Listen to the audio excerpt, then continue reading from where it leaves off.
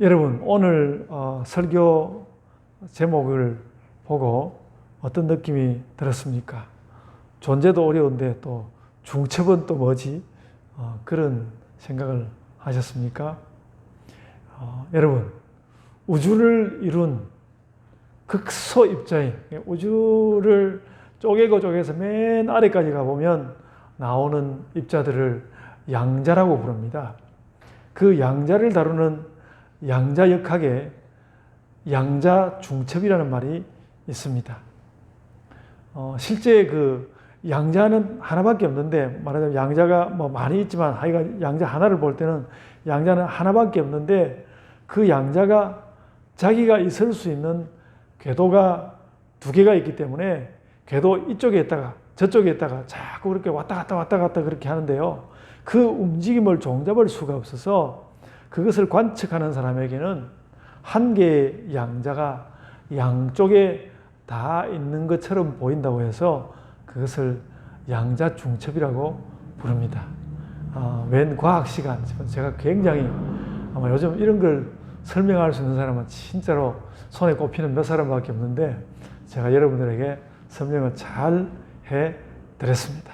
양자중첩, 양자가 하나밖에 없는데 두 곳에 같이 계속 있기 때문에 마치 두 개가 있는 것처럼 그렇게 보이는 거, 양자중첩이라고 합니다. 제가 오늘 설교 제목을 그래서 그 말을 빌어서 존재중첩이라고 하지 않았습니까? 하나님 이야기입니다. 여러분, 오늘 본문 15절을 가만히 잘 한번 들여다보십시오. 거기 무슨 말씀을 하는가 하면 조금 가다가 상반절에 조금 들어가다 보면 내가 높고 거룩한 곳에 있으며 그렇게 말씀했거든요. 높고 거룩한 곳에 있다고 그래 놓고는 그 바로 뒤에 또 다른 말이 따라 나옵니다. 다른 말이 뭐라고 따라 나오는가 하면 통회하고 마음이 겸손한 자와 함께 있나니, 그렇게 이야기를 했습니다. 그래서 하나님께서 이렇게 말씀을 하시니까 하나님은 어디에 계시는 겁니까? 높은 곳에도 계시고 또 겸손한 자가 사는 낮은 곳에도 계신다고 지금 그렇게 말씀을 하고 있는 것입니다. 이것이 성경이 보여주는 답입니다. 하나님은 어디에 계십니까? 높은 곳에도 계시고 낮은 곳에도 계신다. 이게 오늘 본문이 보여주는 답입니다. 하나님께서 세계의 가장 작은 그 존재, 세계의 가장 작은 에너지 양자를 하나님하고 비슷하게 만드셨구나. 저는 그런 생각도 해보았습니다. 신학은 이렇게 하나님이 이곳에도 계시고 저곳에도 계시고 하는 것을 두고 하나님이 편재하신다. 신학은 그렇게 말하죠. 어디에나 계신다는 말입니다. 오늘 본문은 또 한편으로는 이제 가까운 데 사람과 먼 데 사람을 다 만나신다고, 여기도 또 하나님 이곳에도 계시고 저곳에도, 이곳 사람도 만나고 저곳 사람도 만나고, 그래서 내가 가까운 데 사람도 만나고 먼 데 사람도 다 만나신다고 그 말씀도 덧붙여서 하십니다. 그래서 19절 말씀에 그렇게 말해요. 19절에 여호와가 말하노라, 먼 데 있는 자에게든지 가까운 데 있는 자에게든지 평강이 있을지어다. 하나님이 계셔서 평강을 주시는 것이죠. 그래서 하나님께서 높은 곳에도 계시고 낮은 곳에도 계시는데 하나님은 왜 그렇게 어디에나 계실까? 또 먼 데도 계시고 가까운 데도 계시는데 하나님은 왜 그렇게 어디에나 계실까? 질문을 해놓고 보니까 당연한 일이기는 합니다. 이런 거죠. 하나님이 왜 어디에나 계신가 하면 하나님이 거룩하니까, 하나님 거룩하시니까 거룩한 높은 곳에 계시고요. 또 한편으로는 통회하고 겸손한 사람과 함께 있고 싶으니까 또 거기에도 계시는 것이죠. 하나님 어디나 계시는 이유가 그러시다는 거죠.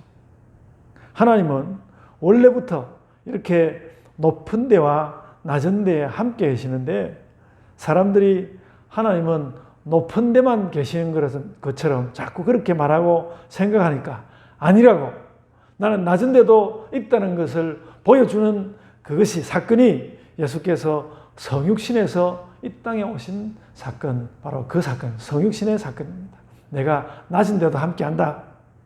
예수님이, 그래서 이런 생각이 듭니다. 예수님이 이 땅에 계실 때 하나님은 가장 하나님다웠을지도 모르겠다. 하나님은 거룩해서 높은 곳에도 계시고 또 통회하고 슬퍼하는 자들과 함께 하고 싶으셔서 땅에도 함께 계시는 하나님인데 예수님이 아예 땅에 와서 딱 그렇게 못을 받고 계시니까 그때가 가장 그 시대가 그 시기가 가장 하나님 닿았을지 모르겠다. 그런 생각도 저는 해보았습니다. 높은 데와 낮은 데 함께 계실 때 하나님은 가장 하나님 다우신 것입니다. 하나님 그렇게 하고 싶으시고 또 그렇게 하는 것이 하나님의 본 모습이기 때문에 높은 데와 낮은 데를 함께 계시는 그 하나님이 가장 하나님 다우시다.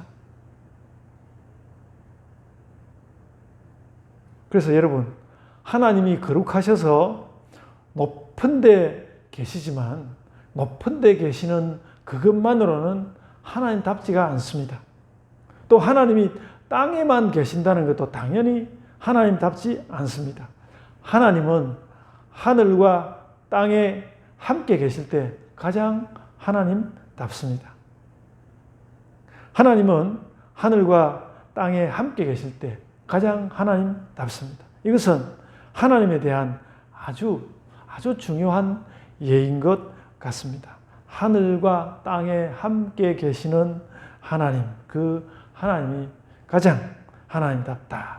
것이 하나님에 대한 중요한 이해라는 것이죠. 여러분, 그래서 아까 제가 양자역학 이야기했는데 양자역학에서 양자가 한꺼번에 두 궤도에 존재하는 것이 도대체 왜 그런지는 모르지만은 늘 양자가 그렇게 있으니까 학자들이 그것을 가지고 고민을 하다가 도대체 이거 어떻게 표현을 해야 되나 그 고민을 하다가 학자들이 뭐라고 이름을 붙였는가 하면요. 그 상태를 정상 상태라고 부르기로 했습니다. 그 양자들이 왜 그렇게 있는지는 모르지만 늘 그렇게 있으니까 이것을 양자의 정상 상태라고 하자. 그래서 그걸 정상 상태라고 부르거든요. 그래서 양자가 혼자서 두 궤도에 함께 있는 것이 정상 상태이듯이 하나님도 높은 데와 낮은 데를 함께 계시는 상태가 하나님의 정상 상태다. 그렇게 말할 수 있을 것 같습니다.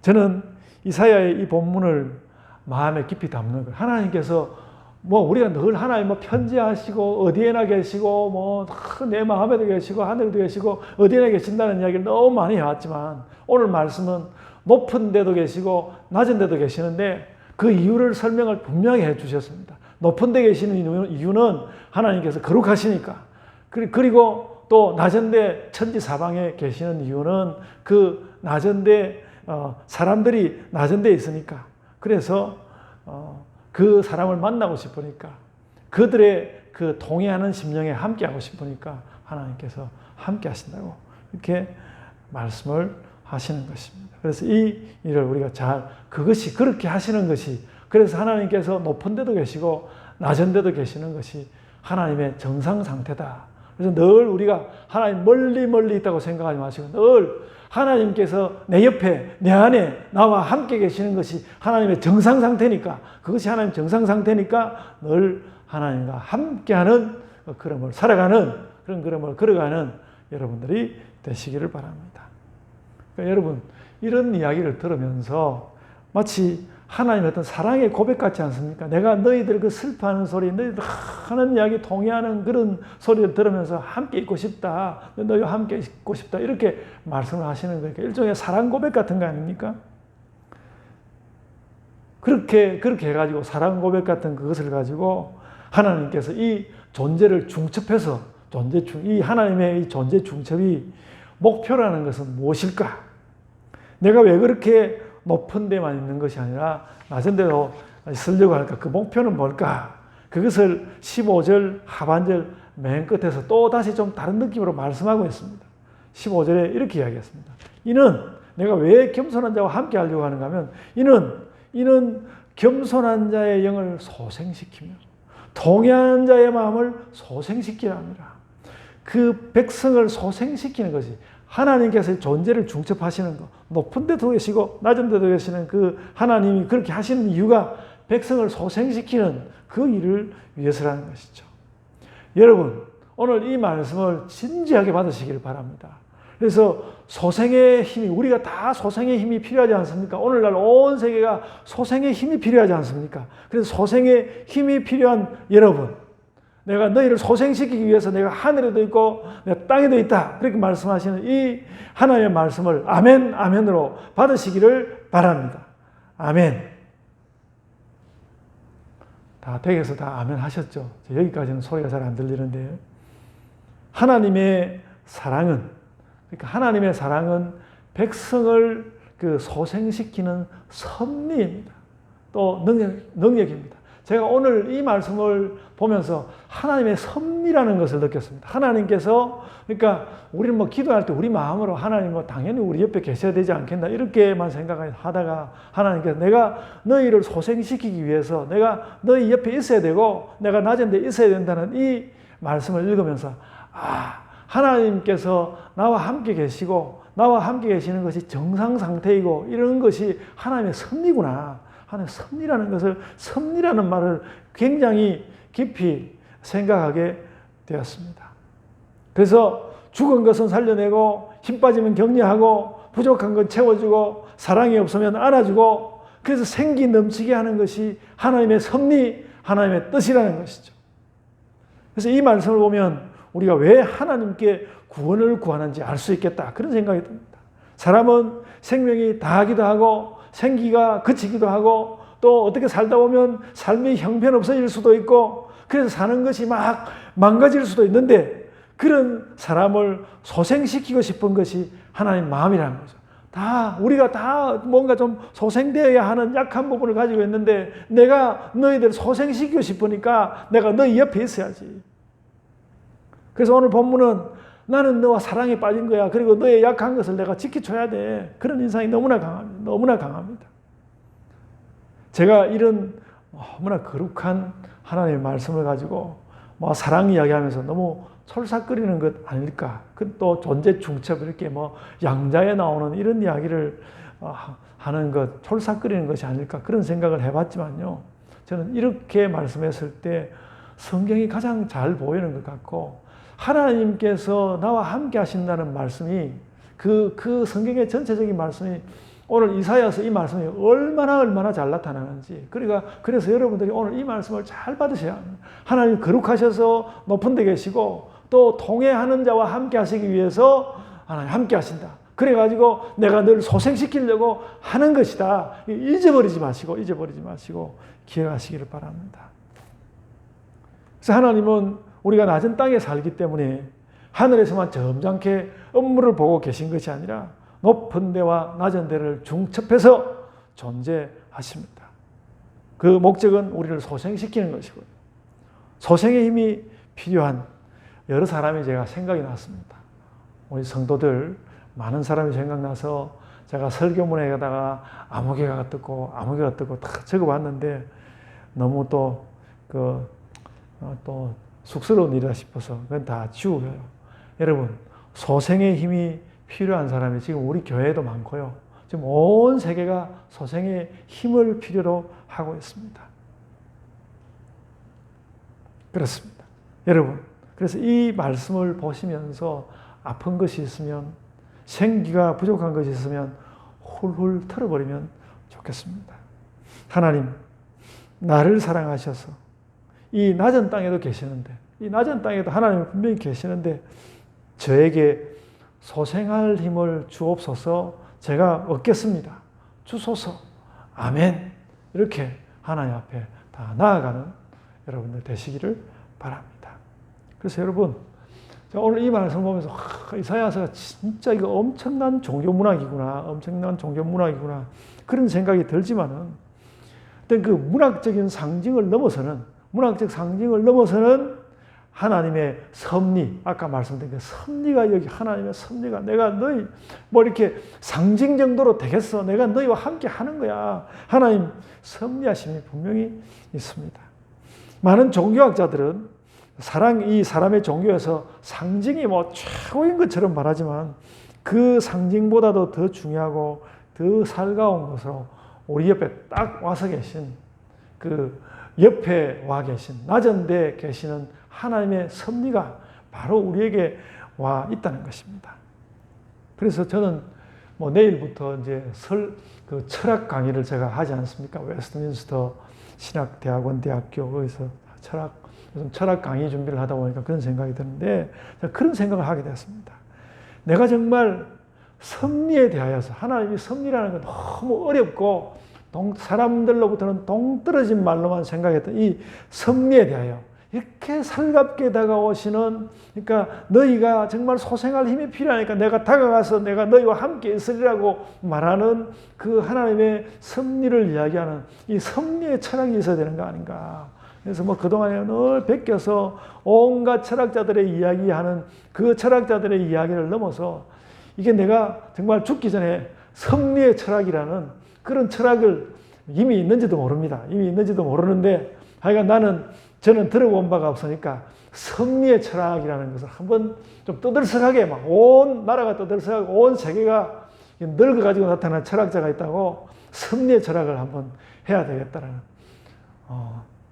뜻대로 되고 안 되고는 여러분의 기도에 달린 것 같아요. 여러분들이 막 섭리의 철학 되게 해 주옵소서. 여러분들이 기도를 열심히 하시면 저는 될 것 같다는 그런 생각을 하고 섭리의 철학을 해야 되겠다. 여러분, 그런데 하나님께서 그렇게 늘 우리와 함께 하시니까 어떻게 하나님께서 또 우리에게 간섭을 하지 않을 수 있는데, 우리 부모들도 다 간섭하는데, 우리들 다 못났지만 자식들한테 간섭하지 않습니까? 근데 뭐든 다 꿰뚫어 하신 하나님께 딱 보시면 간섭할 게 얼마나 많겠습니까? 간섭을 하지 않겠습니까? 그래서 본문 16절 말씀이 그런 느낌을, 간섭하시는 하나님 그 느낌을 딱 받아서 이런 말씀을 합니다. 하나님은 스스로 백성에게 간섭하고 있다는 것을 알고 계시고요. 16절 한번 보십시오. 내가 너희들에게 간섭하고 있다는 걸 알고 계시고요. 또 그렇게 하는 당신에 대한 자기 평가도 다, 내가 그렇게 하고 있다는 자기 평가도 다 가지고 계시는 것이죠. 그래서 내가 너희를 향해서, 그래서 하시는 말씀이 내가 너희를 향해서 영원히 다투지도 아니하면, 내가 너희들하고 많이 다투었는데 이제 다투지 않을 거다. 그런 말씀을 하시고, 내가 너희들에게 끊임없이 노했는데 이제 노하지도 않겠다. 그런 말씀을 하시는 거예요.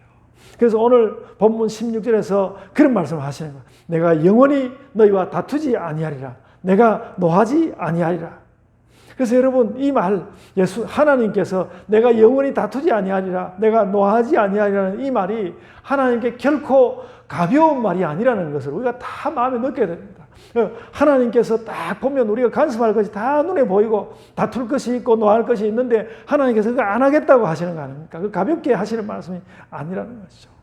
그 백성을 향한 하나님의 뼈에 사무치는 말씀입니다.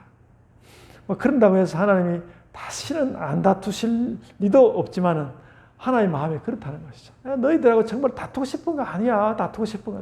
내가 왜 너희에게 노하고 싶겠어. 그런 말씀을 안 한 것이죠. 나도 안다. 그냥 안 하려고 해. 나도 안 하려고 해.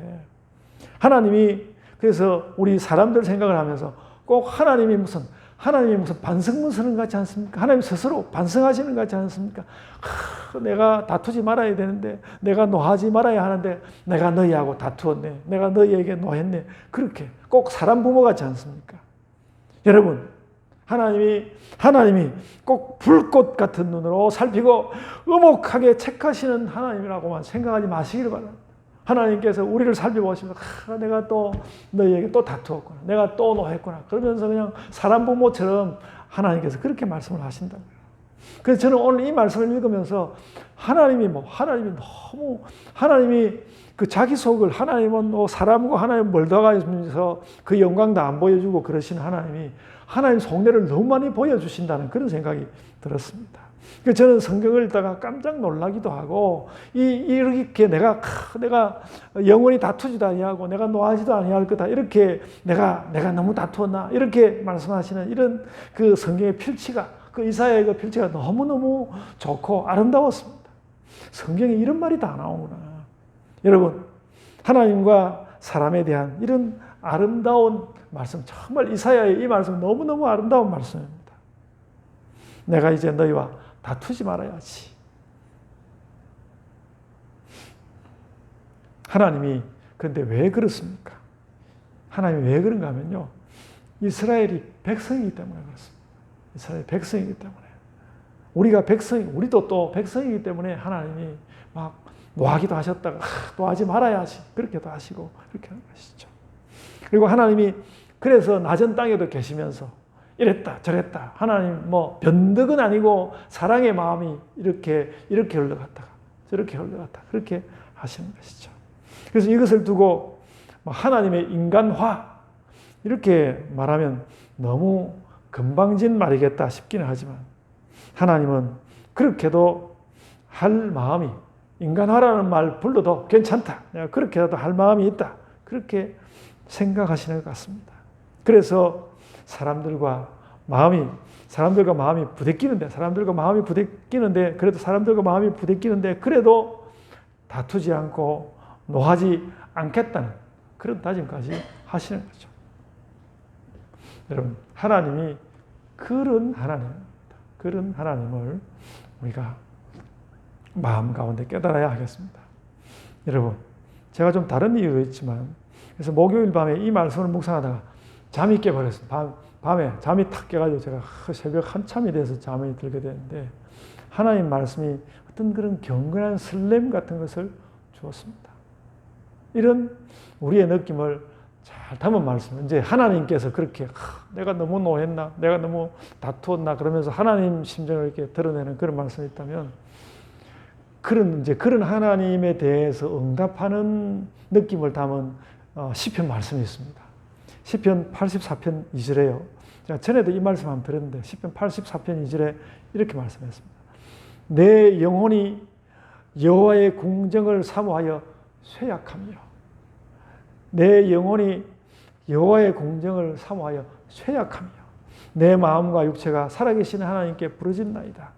하나님께서 우리를 사랑하셔서 높은 데 계시고 낮은 데도 계시고 그렇게 하시니까 또 너희가 다투지 않겠다고 그렇게 말씀하시니까 우리의 화답하는 말 내가 하나님 당신을 사모하고 그 집 문지방조차 사모해서 가슴이 설레고 심장이 뛰고 그러다 보니까 내 심장이 아주 쇠약해졌습니다. 그래서 오늘 이 시편 기자 시편 84편 2절에 여호와의 공정을 사모하여 내 영혼이 쇠약합니다. 내 영혼이 약해지는 그런 느낌을 가지고 막 하나님께로 나아갑니다. 그런 고백이었습니다. 여러분, 제가 아까 예배 드리기 전에도 그런 말을 쓰니까 그냥 장난삼아 나눴는데 제가 그래서 그날 밤에 제가 잠을 자면서 여러 가지 생각을 하다가 맞아, 우리나라 옛날 노래는 그 판소리에 사랑가가 있었지. 그래서 사랑가 내가 그 설교할 때 사랑가 그 이야기를 분명히 해야지. 그러면서 생각을 했는데 그 생각을 했는데 그 다음 날 아침에 일어나서 뭘 일을 하다가 텔레비전을 탁 켰는데요. 텔레비전을 켰는데 거기에 사랑가 이야기가 나오더라고요. 그냥 그랬습니다. 여러분, 그래서 결국 오늘 본문에는 하나님의 편애, 그러니까 하나님의 편애가 강하게 나타나는데요. 그 하나님의 편애가 가득 배인 말이 백성이라는 말입니다. 하나님의 편애가 막 가득 배인 말이 백성이라는 것. 백성을 사랑한 나머지 하나님의 행동을 좀 이상하게 하는 거란 말이죠. 17절과 18절에 그런 내용이 나옵니다. 이 17절과 18절은 어떻게 보면 참 이해할 수 없는 말이라도 할 수 있는데 그 백성에 대해서 이렇게 말합니다. 이 백성이 아직도 여전히 탐심을 가지고 있고 또 죄악을 저지르고 있고 아직도 그들이 패역하였는데 그렇다면 탐심과 죄악과 패역함을 가지고 있다면 그렇다면 하나님 막 꾸지람을 하셔야 되는데 그게 아니라 내가 고쳐줄 거라고 말하는 거예요. 내가 고쳐줄 거다. 그리고 인도할 거다. 그렇게 말씀하시는 것이죠. 내가 그의 길을 보았은즉 그들을 막 책망하고 두들겨 부술 것이다. 그렇게 말하지 않고 내가 그의 길을 보았은즉 고쳐줄 것이라. 또 그를 슬퍼하는 자들에게 위로를 다시 얻게 하리라. 이렇게 말씀하는 것이죠. 그리고 19절에는 평강이 있을지어다. 그러니까 그 탐심과 죄악과 패역함으로 나옴에도 불구하고 그 백성이니까 평강이 있을지어다. 그렇게까지 말씀하는 것입니다. 물론 그 백성을 뜯어고쳐서 그렇게 한다는 의미가 당연히 그 내면에 들어있는 것이긴 하지만 지금 하나님께서 막 좋은 말씀을 하고 싶어가지고 뜯어고친다는 말은 할 겨를도 없이 이제는 내가 고쳐준다, 인도한다, 위로한다, 평강을 준다 그런 말씀을 막 밀고 나가세요. 백성을 향한 하나님의 편애입니다. 그러나 하나님께서 또 마지막에는 다르게 못을 박습니다. 이것도 참 중요한 것 같습니다. 내가 사랑이 이만큼이야 하고 이야기하고 난 다음에는 다시 백성들을 또 경계하는 말로 20절과 21절에 못을 박는데요. 21절에는 그렇게 말했습니다. 악인에게는 평강이 없다. 악인에게는 평강이 없도다. 내가 백성이니까 너희들 잘못하는 것도 용서해주고 어쨌든 다 받아주고 내가 위로도 해주고 용서도 해주고 평강도 주고 그렇게 하는데 그래도 악인에게는 당연히 평화가 없는 거다. 평강이 없는 거다. 그 말씀을 했습니다. 그래서 그 위의 말과 이 20절과 21절은 너무너무 모순적일 수도 있습니다. 조금 전에 너희가 내 백성이라서 다 받아준다 그렇게 말씀해놓고 난 뒤에 바로 그 여운이 가시기도 전에 악인이란 평화가 없는 것이다. 이렇게 말씀하시는 거죠. 앞뒤가 안 맞는 말씀이죠. 사실 여러분 이 땅에 하나님 백성 아닌 사람들이 어디 있습니까? 예수님이 이방 땅으로 복음을 전하신 것은 이제 이스라엘만 아니라 모든 민족이 하나님 백성이라는 그런 뜻이 있지 않습니까? 그러니까 모든 사람에게 다투지 않고 화내시지 않는다는 말을 적용해야 합니다. 그러나 그럼에도 불구하고 악인은 안 된다. 여러분 제가 그 새벽 기도회 하면서 그 이야기를 이미 했습니다만 제가 이 말씀을 보면서 그런 생각을 하게 됐습니다. 하나님 말씀이 때로 모순적임으로 인해서 앞뒤가 안 맞는 때로 모순적인 그것 때문에 하나님이 어떤 분인지 더 잘 드러나고 논리에 착착착착 맞는 말보다도 이것이 원래 하나님 뜻에 맞는 것이다. 그런 것을 너무나 이 본문 가운데서 강하게 느꼈습니다. 그래서 여러분 이 오늘 본문 20절과 21절 마지막에 나오는 이 악인은 죄를 범하고도 도무지 돌아오지 않는 사람을 말하는 것 같습니다. 그러니까 여러분 성경이 말하는 악인은 그런 것입니다. 너무나 쉽게 악을 저지르는 사람 악인입니다. 그리고 그 악을 돌이키지 않고 용서를 구하지 않는 자 그도 악인입니다. 그들에게는 평강이 없다는 말씀을 분명하게 하시는 것이죠. 그래서 하나님은 굉장히 모순되어 보이는 두 가지 기준을 함께 가지고 계신 것입니다. 하나는 하나님을 향한 내가 너희들 무슨 짓을 해도 내가 다 받아준다. 내가 다 받아준다. 백성을 향한 절대 사랑을 하나 이야기하고요. 그리고 또 하나는 악에 대해서는 절대 불가다. 악은 절대 불가다. 그래서 뭔가 좀 모순적인 것 같은데 그러나 이 두 가지를 함께 말씀하시는 것이 하나님의 원래 모습이다라는 것입니다. 우리는 살아가면서 이 땅을 살아가면서 이 두 가지를 염두에 두고 살아야 합니다. 성경은 내내 인간에게 가장 큰 문제가 죄 문제라고 하지 않습니까? 그런데 그 죄 문제를 어떻게 넘어갈 것인가? 이 두 가지를 염두에 두고 나는 백성이니까 그러나 죄는 안 되니까 그 두 가지를 함께 가지고 살아가야 한다. 그래서 여러분 이 두 가지가 충돌하면 어떻게 나에게 충돌할 때는 어떻게 합니까? 이렇게 질문하게 되는데 그래서 우리는 우선 충돌하면 어떻게 하느냐고 이 말의 논리만 묻는 것이 아니라 이 둘을 다 지키려는 신자의 자세가 필요하다는 것이죠. 나는 하나님의 백성입니다. 그리고 저는 하나님께서 악을 싫다고 하니까 악에 가까이 가지 않겠습니다.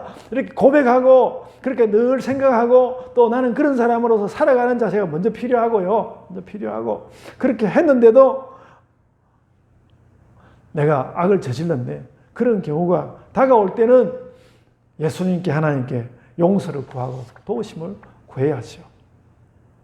그리고 그래가지고 용서를 구하고 난 다음에 다시 우리의 삶의 미래지향을 가질 때 하나님께서 절대 사랑하시는 거 그리고 악은 절대 불가한 거 그걸 가지고 우리 삶을 밀어붙여 나가야 되는 것이죠. 그래서 죄는 물리치고 나에게 일어날 수 있는 악도 물리치고 그러면서 하나님 백성으로서 악을 물리치면서 우리가 살아가야 하는 거죠. 그래서 예수님이 소중한 이유는 이런 구원의 전 단계를 완성하신다는 것입니다. 그래서 우리가 예수님이 소중한 것이죠. 그래서 여러분 제가 이참에 여러분에게 꼭 하고 싶은 말이 하나 있습니다. 요즘 이제 철학 강좌를 준비하다가 느낀 느낌이기도 하고요. 꼭 하고 싶은 말이 하나 있는데요. 우리가 이렇게 성경 읽고 기도하고 하나님 묵상하고 될 수 있으면 하나님 뜻대로 살려고 이렇게 노력하는데 이 목표가 뭐냐는 거예요. 우리가 뭘 목표해서 이렇게 하고 있을까? 신자로 잘 사는 거죠. 그렇게 말할 수 있겠지만 제가 이거 굉장히 철학적으로 느끼는 것이 있어서 여러분들에게 나누어 드리고 싶어서 이 목표 도대체 뭐냐? 우리가 세상과 나의 삶에서 허무주의가 되지 않는 것, 허무해지지 않는 것, 이것이 너무나 중요하다는 것을 느꼈습니다. 여러분, 제가 이번에 철학 강좌를 준비하면서 많은 철학 강좌에도 이 사람들 많이 등장하지는 않을 것입니다만, 많은 허무주의자들을 제가 발견하게 됐습니다. 니체라는 사람이 있죠. 대단한 철학이라고 아주 사람들이 칭송이 자자한 사람이 니체가 있죠. 마르크스가 있죠. 또 사르트르는 실존주의자가 있죠. 과학자 스티븐 호킹 같은 사람이 있죠. 이 사람들이 다 훌륭한 학자였지만 그 마음 가운데 너무너무 허무를 길렀습니다. 이 허무주의자들이었습니다. 여러분, 우리는 그렇게 하지 말자는 거죠. 그렇게 하지 말자는 거죠.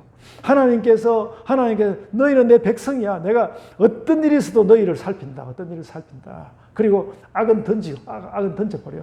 이렇게 말씀하시는 가운데서 우리는 허무주의에 빠지지 않고 하나님 있는 신자로서 살아가는 것입니다. 여러분, 아까 말씀드린 저 허무주의자들이 왜 허무한지, 무엇을 걱정하는지, 그때 다 철학에서 이야기하는 것, 저는 그거 다 중요하고 다 맞는 말들이라고 생각합니다.